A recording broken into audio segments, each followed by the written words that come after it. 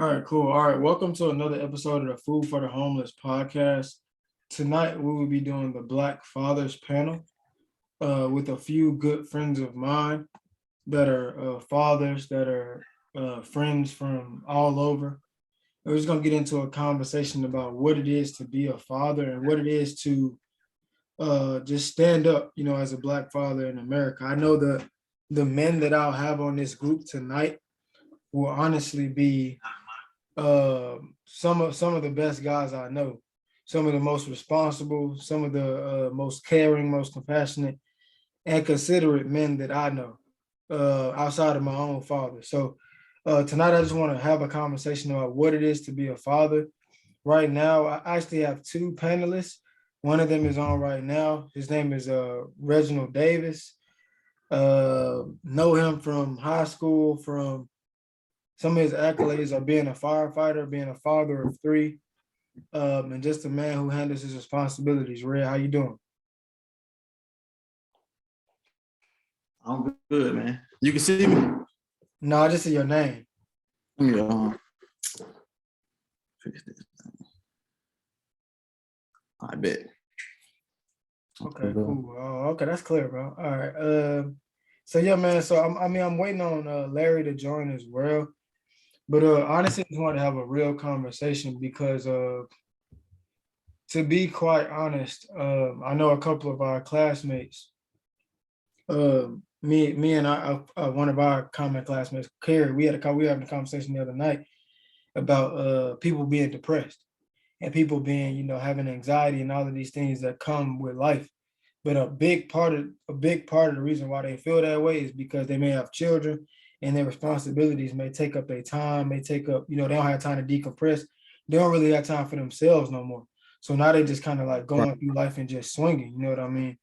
So Right. so I just want to talk to a couple of my brothers and see what y'all's mind was like, and with us all being in the same age range of what 25 to 28 now, we we Mhm. we we have a pretty a fresh mindset on what it is to be a father. So I thought it'd be great to talk to y'all.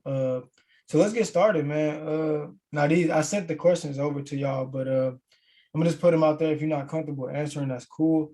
But we can break them down together to really see, what it's like. First question is, man, were you ready for your firstborn? And how did you come to terms that you were having a child?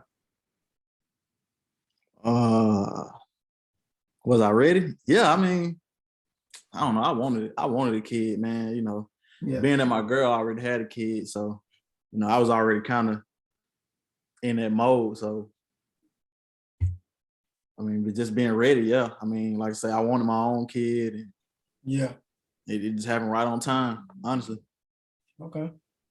That's fire, man. How did you how was raising your child different from uh accepting the fact that your wife has a child? Like, what was there a difference, or was it the same? Uh, it ain't no different because just him being around. I mean, I've been knowing him since he was little, so pretty Yeah. much that's my kid. Due to unfortunate circumstances. You know what I'm saying? So Yeah. I'm like, that's my kid. You know what I'm saying? That's a blessing. No, it's definitely your family. I've always told you I was proud of you for stepping into that situation the way you did. We used to joke all the time about, how, like, when we was younger, like, oh Yeah. man, I don't know if I want to date a girl with a kid or if I Right. want to date Exactly. a girl. I remember them conversations, bro. Yeah. But the I don't know, I guess it was just getting older. About 24, 25, you know what I'm saying? That Man, dating pool by gets the time smaller and we, smaller. yeah, by the time we got, I want to say, first year in college, pretty Yeah, much everybody having kids. Like, it's hard to find somebody without a kid. exactly. So I mean, what you gonna do, man? And it's Just not especially date like, nobody? it's really hard to find somebody that it's even harder to find a woman that don't have a that has a kid that takes care of the kid and herself the way they need to. You know what I'm saying? That's Exactly. extremely hard to find, bro. Cause like I said, it's not only stressful for us as fathers, it's stressful for these women too. Oh yeah, Uh, most definitely. all right, so I got to throw one at you. It's a question that I feel like a lot of men always come into. Is having money necessary to be a good father? Uh, I thought it was at first, but Okay. now I changed my mindset. After talking to my wife and stuff like that, man, and just seeing on my own, man, it ain't necessary, but it's good to have. You get Yeah. what I'm saying? Yeah. Because I mean, you can a kid want more time than money, Hmm. but with money you can do more stuff. You get what I'm saying? You can You do more can stuff free with up the kid. time. Yeah, that's not You know crazy. what I'm saying? Like Some kids don't want to just, sit in the house and play all day or go outside and stuff. They want to go places too. You know what I'm saying? Same way we want to go places, they want to go places. And mhm. everything ain't free. So No, it's like I not. say, it ain't necessary, but it's essential. Yeah, for sure. I think a lot of times, I don't know with me. Sometimes I'll be at least especially when I first started being a father, I used to beat myself up all the time. But like, oh, I need to do this or I need to do that to make sure I got this amount of income coming in. Because with being a father, a lot of things are expenses. You know what I'm saying? Like you got Oh from yeah. the time they kids. You know what I'm saying? If your wife, whether she's breastfeeding or not, you're gonna have to buy a baby. I remember when I first started, you had to buy a bottle warmer, and then you gotta buy formula. Then you gotta buy Right. all of these different things, you know what I'm saying, that they just start to cost. But after a while, you realize that you could go to work, it's 24 hours in a day. You could go to work for 16 hours a day, and your child would still react to you the same way if you went to work for 4 hours that day. Like when you Exactly. come home, your kid is still gonna look at you the exact same way and be like, okay, I understand that. Uh, I understand that this is my parent. No matter what they went through that day, that doesn't really matter. You know what I'm saying? It's they almost like emotional support. Yeah. They don't Uh, understand.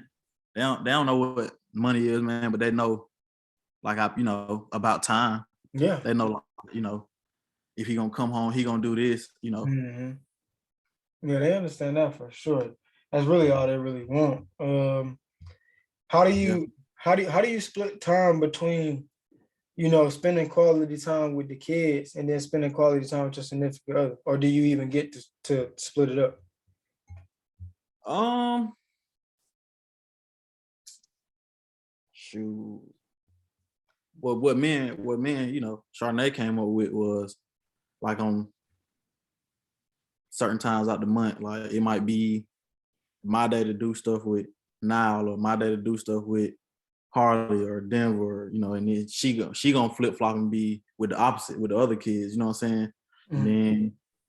then, like luckily we got a good support system like active grandparents, stuff like that, who Yeah, don't mind getting the kids for us to do stuff.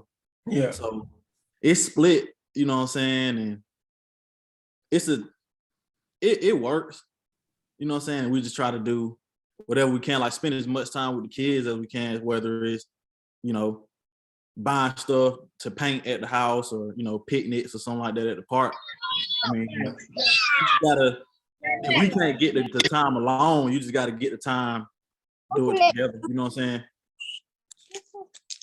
I mean, you gotta. Yeah, sorry, but I got a couple of people joining. Oh, that's all Uh, right. hey Larry, hey Sierra. Well, you say y'all take it a couple of times out the month to spend time together, or y'all take that time out the month to do what? We split it up, like, so either I'll be with a certain kid and she'll be with a certain kid, or we'll either do something together. Like we split it up to where like each kid can have like their own time with us and stuff like that. That's dope. That's dope. How does that work out? Do they ever? I know the younger kids probably don't, but do they ever come up to you and be like, "Hey, Dad, when is my day?" Or "Hey, Mom, when is my day? When is the next time we're gonna get that Nah, we time just because together?" it's kind of like a spread of the moment. Like I say, most times it's all of us doing something together. Yeah, But just like when we feel like we like getting out of touch or like not spending as much time with this certain kid, or what I'm saying, we go to that, oh, we're gonna split it up and have a day. Like it's a full day you're doing different stuff with the kid. You know, you don't really come home until the end of the day. Y'all just been out all day doing stuff. Mm. Okay. Nah, I totally can relate to that. I think one way that for those of you that are joining, me and Red are just kind of discussing some questions about fatherhood. The last question was, how do you split your time between your significant other and quality time with your children? And I think I'm one and the same. I think me and Erica have date night on Thursday nights. So we go out to somewhere. I try to plan it in advance because you know how hard it is to do something during the week in Atlanta. But just plan something out and go spend time. And then I guess throughout the week from the fatherhood part of it, I'm kind of just always telling myself to just be ready for when I come home. The same energy that you have when you at work, you need to have that same energy for when you come home and spend time with your kids. Sometimes that's hard. You know what I'm saying? Especially Yeah. for like somebody like you whose job is like so strenuous. You know what I'm saying? You're dealing with putting out fires, working a full shift like that. It can be very strenuous on you to try to figure out where am I gonna pull this energy from? Yeah. So We have talks about that, man. And, yeah. especially when I used to work when I work like overtime, instead of being Mhm. gone for 1 day, I'm gone for 2 days. And, I only get to come home for 1 day and then I got to turn back around and go to work. And, we Yeah. talked about, what I'm saying, like just, she know that I'm being tired, stuff like that. And, still having, even though I'm tired, still gotta, do something with the kids, man. Even like when I pick them up, when I pick Nile up, talk in the car, stop and go Yeah. get Stuff something to like eat, that. Yeah. stuff like that. Yeah, you don't understand how critical that stuff is until they start talking. You know what I'm saying? Exactly. Until they start saying stuff and being repetitive. You're like, and you remember that or that was important to you. And like, it's just Yeah. those small amounts of time that you have to cherish, not only as a father, but make sure that you understand your child does too. Yeah, I know. Um, I know Father Larry is at his son's his baseball practice right now, man. But I wanted to ask you a I'm in question. baseball practice. Yeah, man. How you Yeah, doing talk to today? me. I'm all right. How about everybody? Good, man. Good. I got you and Red here. I know you, like I was telling him, I know you guys some compassionate, considerate fathers, man. I wanted to ask you, what three principles should a father always stand on? So what three principles, like, you know what I mean? What three core values should a father always stand on? Father, I think um, core values. I think that I would mostly say I try to stand on is being consistent, um, keeping my faith up to par, Mm. and making sure that I am being empathetic. Mm. And when I say empathetic, like I heard Red say, like working overtime. So I work a little heavy, and which means for their mom, because I got boys and I got a daughter, that means this is gonna be strenuous on her. And I'm just looking at them now. They're a handful. Yeah. They're a handful. And you get them in a closed space, somebody go crazy. So, just being empathetic to the fact that, like you gotta make sure, how you need a break when you at work and you Yes. can't wait for your lunch break because you just need to sit down and catch your breath. Mhm. I think that's important. Not only you making sure that your partner is able to catch their breath, but sometimes you need to relax, relate, and release as Mm. well. As a father, dealing with the life struggles of work, just everything, like having to provide or whatever the case may be. Sometimes I just gotta step back and take a deep breath and still put on a smile. I spoke to my faith because sometimes it's tested. Mhm. It's tested whether it's trying to provide or somebody just tried me at work and I might lose my job or just believing that, all my prayers will be answered accordingly. Mhm. Um, Lord, right now I'm not in the place that I want to be because I spend more time at work than I do at home. Mhm. So, I'm waiting on you to open that next door and deliver me to the place that you've called me to be. Things like that Yeah. is kind of, my core values, if you will. No, I love that. I think a lot of times we don't. I don't think we realize how much time we spend at work. Like, Right. sometimes it's these 40-hour work weeks. They so common, and that's such like a normal thing in this society. You don't realize that you spending more time at work than you do with your own family. So these people, Right. the energy, the problems, the things that come with people at work, you may bring that home to your family. You may bring those, Right. those things, those demons, so to speak, home to your family. Well, you definitely got to keep Right. your faith strong to be that. What brought you to be empathetic though? What brought you to bring out that, not even a softer side, but to bring out that side to realize, I'm doing a lot as a father, but my girl may need a break, or these kids, or my kids deserve more out of me even when I'm tired. What brought you to that thought process?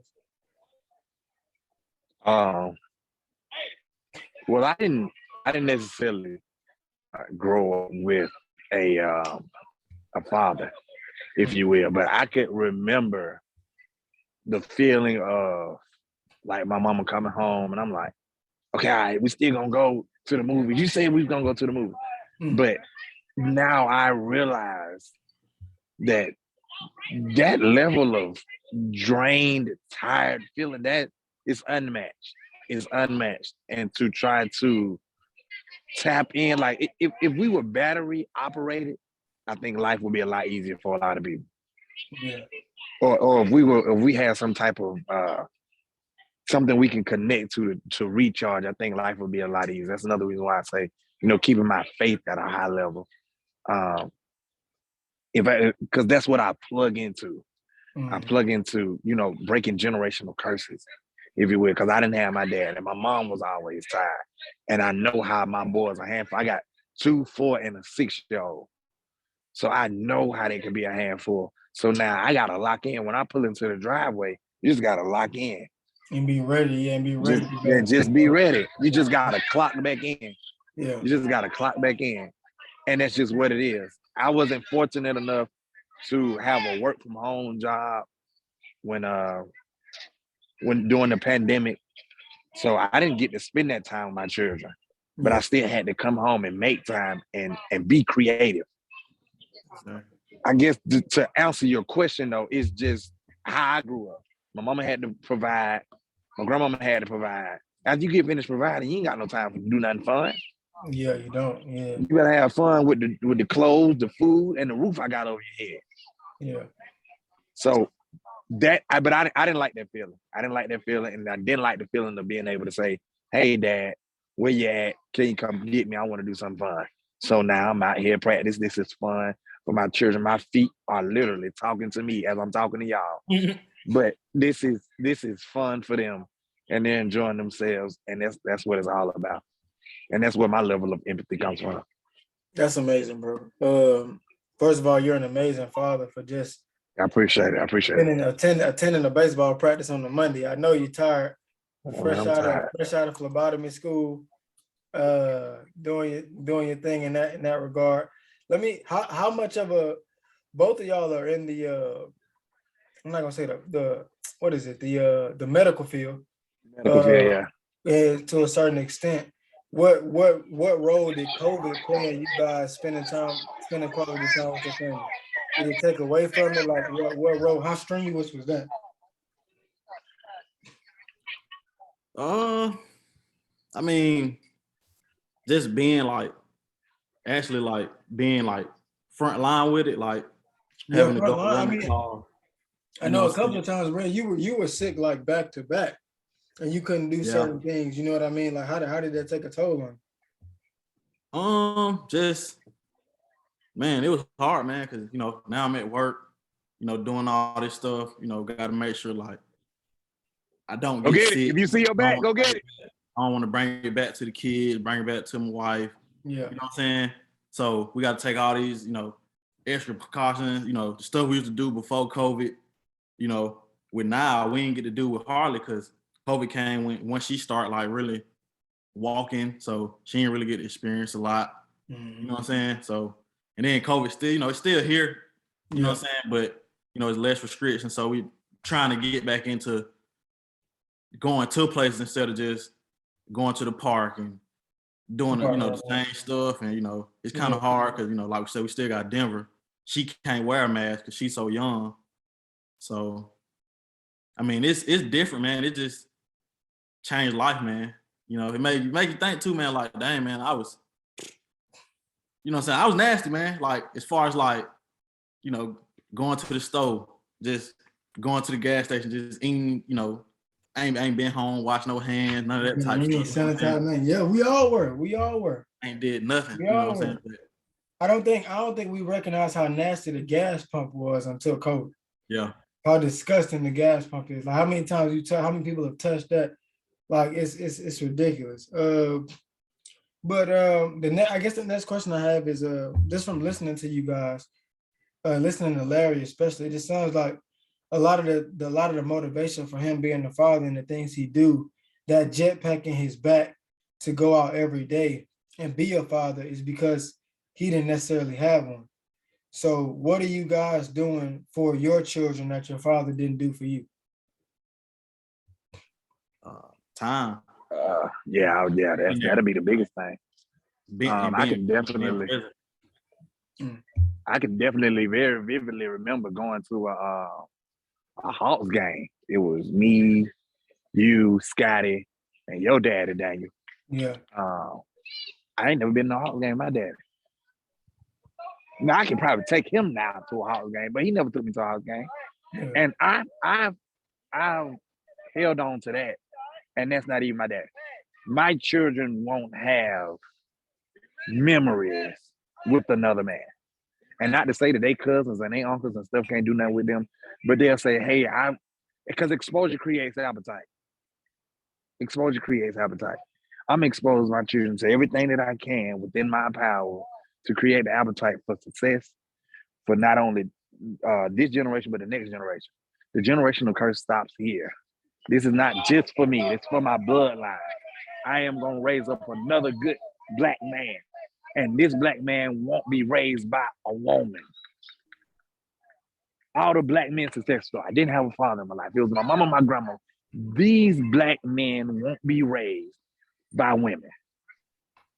That's what kind of fuels me. Dominique and his uncles and, my uncles, and because like I didn't have a father. As much as I yearned for one, I did not have it. So there won't be a time that my children want me and can't have me. No, that was deep. Exposure creates appetite. I think a lot of times, I think I asked the question earlier, is having money necessary to be a father? And I can agree with Red that it's not necessary, but the money you have allots time. And then that time allots resources. And that allows you to do different things with your kids and be able to put them in different situations so they can do things. So a lot of times, one of the main reasons I'm having this panel is because I struggle with the idea that our children only have certain role models to look at. I'm looking at a firefighter and a phlebotomist and a salesman, so to speak, right now, and an author in front of us. But right now, all we know is, rappers, or you be a doctor. You know what I'm saying? There's no real in between, and there's no real understanding of life outside of that. So speaking to any young kid out there, based off of what Larry just said, luckily my father was there, and other people like him, like uncles. We had a lot of people that were like a village around us. You know what I mean? A lot of people that we could look up to and kind of understand from, to know that, okay, the man that birthed me might not be around, but I got a lot of advice. I got a lot of who I am. Even though I have a father, I got a lot of who I am from Larry. You a factor of the 5 people you hang around most. You know what I'm saying? I got a lot of who I am from you. You know what I'm saying? Red, from the people that I hung around the most that became my brothers. So we have to feed on those positive energies so that way we can keep going. And y'all are extremely strong men for that. Larry, you spoke on a woman raising a child by herself. Do you think it's necessary for a man to be in their child's life, and why? And that's for either one of y'all. And I'll preface that question with saying that there are scientists coming out with ways of creating children on their own, so women don't have to go through us. You got what's it called? Basically, not a test tube, baby, but a Jesus, I can't think of it. Surrogates. You have all these different types of scientific terms, but dude, what role? Like, is it critical? Is it important for a father to be in that child's life, and why? For a daughter, the father is gonna be the first man she falls in love with. Hmm. For a daughter, the man is gonna be the father is gonna be the first man she falls in love with. And as far as a son is concerned, a father is going to be the first person he tries to emulate. It's very important. Mm. It is very important. Now, and then it's vice versa. Now, for the son, the mother is going to be the first lady he falls in love with. And then the daughter looks at the mother and says, hey, I want to be like my mom. In whatever capacity that is, I want to be like her. And then I want to be better than said parent. Mm-hmm. I think it's extremely important to see prominent and dominant Black men in the community. Like it's, if I can turn my camera around, it's cold out here. Maybe I can, maybe I can't. I don't. Oh yeah, it's a lot of Black fathers out here. Yeah, there's a lot of Black fathers out here, and that's good. I feel like that's good. You need that because we help hold the community up. You help hold the community up, and you help give your child that sternness that they need that you don't want the world to give it to them.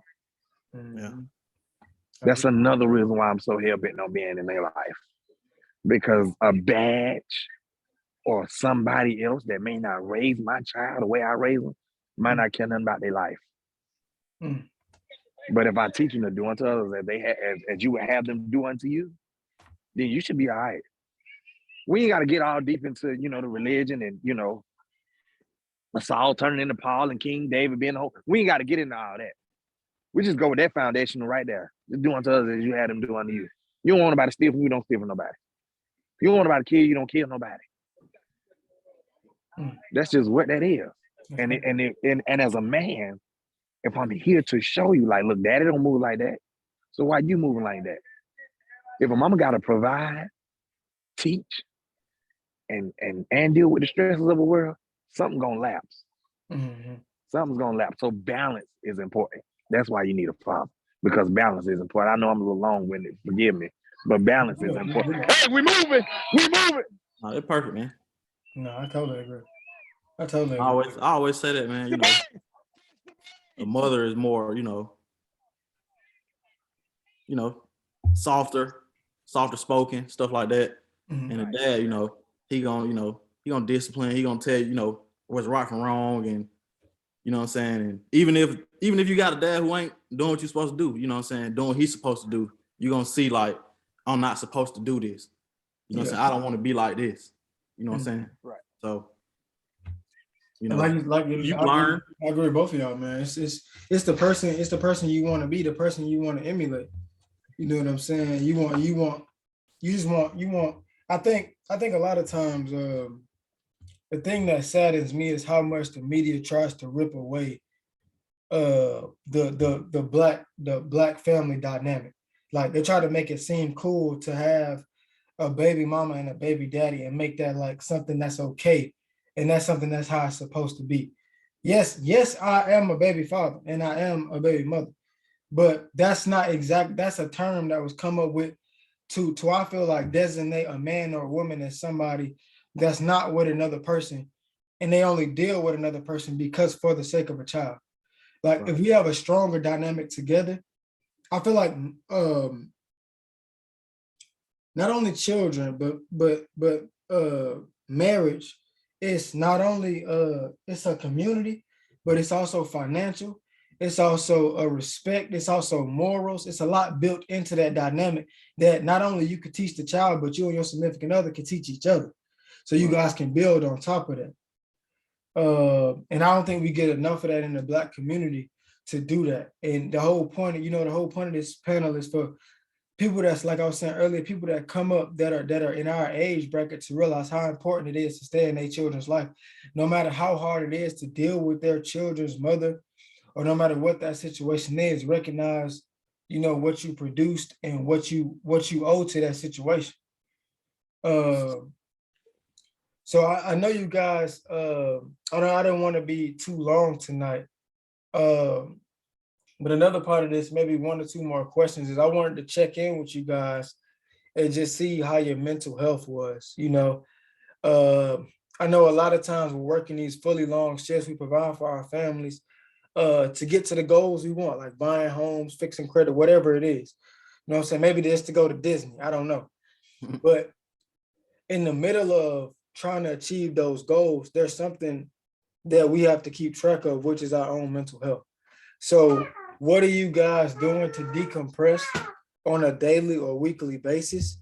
And what are you guys doing to, like Larry said, what are you guys doing to recharge that battery in your back? You can't necessarily plug into a charger, but you can plug into a higher source like God.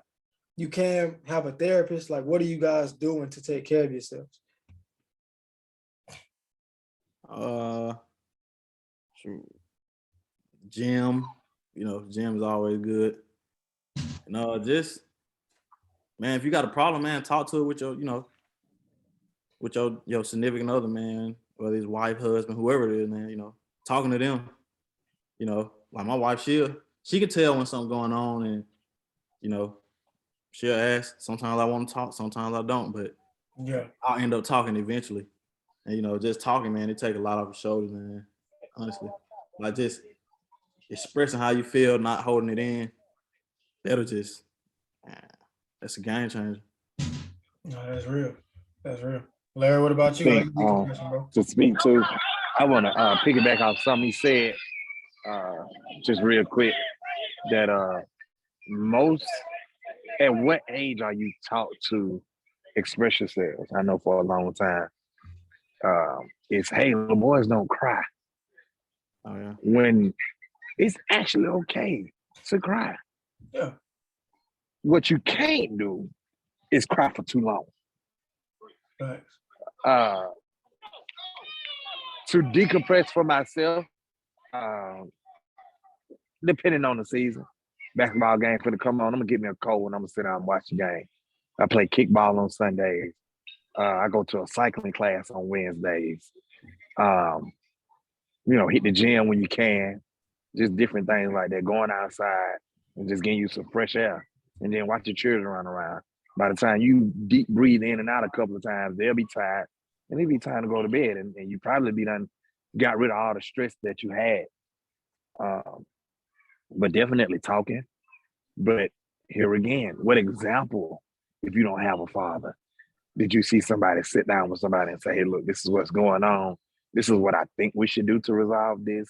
Yeah. This is how I feel, without getting all that hulk in your voice and being all aggressive and intimidating. Mm-hmm. Yes, sir. You got what? Go ahead, to the gate. Hurry up, to the gate. You what? I'm sorry, didn't be the daddy moment. You got to pee? Here we go, right here. Let's go. Son, hurry up so you can get back in the lineup. Man, you just want to go in the bathroom and play. Here we go. Grab that gate right there. Let's go. Here we go. What was I saying? Somebody distracted. I need a stress reliever right now. No, you're basically saying the different things you do. You go cycling on Wednesday, and whenever you get a chance to really breathe in and just refresh your mind, they go to sleep. Right. Just hit the reset button. Just take the time out to yourself to hit the reset button. Whether that be in the car, you just say your quick prayer. You know what I'm saying? If you keep your mind stayed on Jesus, he'll give you peace that'll surpass all understanding. So I just, that's work for me, going to church on Sundays, getting a good Raymond word that I might not need Sunday, I might need it Wednesday. So things like that help me. And like I said, being a good example of communication and how to control your emotions and how to express your emotions and how to articulate yourself when trying to express your emotions is also why you need a father, and also why I'm in their lives. I think that's a huge part of, like, and maybe even something I'll discuss on the next panel, is just how do we communicate effectively, and how do we discern who we Let's can go. trust and who we can't trust? You know what I mean? Like if it's one of those things where you really trying to like express yourself, and like we have our wives, we have our girlfriends that we talk to on a regular basis, but at the same time, there comes a time when you want to talk to you want to talk to another man. You want to sit down. Sometimes I want to sit down, smoke a cigar with some whiskey, and be able to relate to another man about being a father and being married, because it comes from a different point of view. You know what I mean? So when you can sit down and do that, that definitely helps to decompress. I think cycling, Yeah. I think talking to your significant other, I think all the things you guys mentioned are definitely key to it. And I totally agree. Going to the gym and working out and getting that constant state of just stress relief. Right. But yeah, man, this was tonight. We're coming up on the last minute. This was a great discussion on what it means to be a Black father, what it means to be a father in general, and just understanding some of the hardships that come with it, but realizing that those hardships don't make or break your duty to being a father. Like at the end of the day, we Right. still have things that we have to take care of, these children we have to take care of, and the reasons why we have to take care of is so much deeper than ourselves. And you can only find that out if you stepping into the road the right way. So, Right. Red and Larry, I appreciate y'all for joining me tonight. For all of those people that came to join, I appreciate you guys for watching. We'll be posting these clips. I'll be posting these clips on YouTube and Apple Podcasts here soon. And guys, I wish you guys the best as terms of being fathers and the best for your children. And I hope you guys have a great night. Oh man, Same to you, man. I appreciate y'all, man. Oh man, thank you guys so much, man. Y'all have a great one. All right. All right now. Oh, you too.